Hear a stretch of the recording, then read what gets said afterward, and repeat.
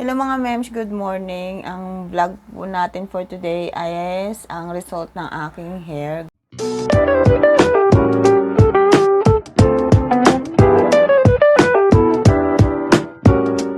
Gamit ang Bremode. May highlight kasi yung buhok ko and nabasa ko sa comment section na nag-ask siya kung ano yung result after 4 days. So basically hindi ko siya na video or napakita yung result ng hair ko. Yung buhok ko after a month na nariban ko siya using the yellow variant of Bremode. Actually, meron siyang na-brittle dito sa side na to. Hindi lang siya kita kasi basa pa yung buhok ko. Pero, ano naman siya, okay naman yung result kasi naluan ko siya ng cream silk or conditioner. Kung kayo ay gagamit, pwede nyo haluan para hindi ganun katapang yung buhok.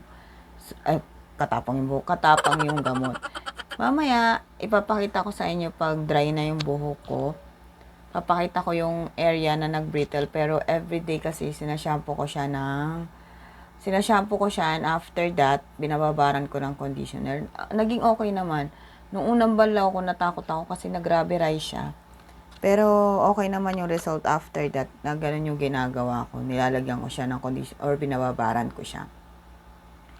So yun, nabili ko rin po pala siya kasi may nagtatanong kung magkano. Nabili ko siya ng 350 pesos. Dito lang sa may Dasma, sa may amin, dito sa Cavite. Meron din naman siya na-order sa Lazada or sa Shopee.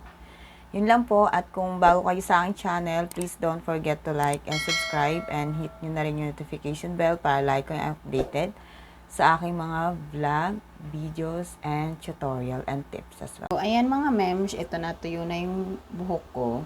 So, ito yung result after a month na ginawa ko siya using the yellow variant of Bremode rebonding. So, ito lang yung nag-brittle. Kung mapapansin nyo, hindi siya ganun ka rubberize. Yan lang. And yung ginagawa ko kasi dyan is conditioner every ligo. Binababaran ko siya. So, straight naman siya. Walang problema dito. Ito, nag-wavy lang siya kasi ginaganyan ko siya sa tenga ko. Yan. So, as you can see, okay naman kahit na may highlights yung buhok ko, hindi siya nag-rubberize dahil sa nilagay kong cream silk. Kasi mas matapang siya kapag wala siyang cream silk. Huwag yun naman damihan kasi baka mawala na yung effect ng gamot sa buhok nyo. So, ayan, marirecommend ko naman siyang gamitin nyo. Basta ingat lang palagi. And, ayan na siya. Medyo tumutubo na yung buhok ko kasi amat na rin mula nung nagawa ko siya. So, ayan, sa malapit, yan yung buhok ko. Wala siyang damage. Ito lang talaga yung nagka-damage yan. Ito lang. Ayan, itong area lang na to. Yan lang.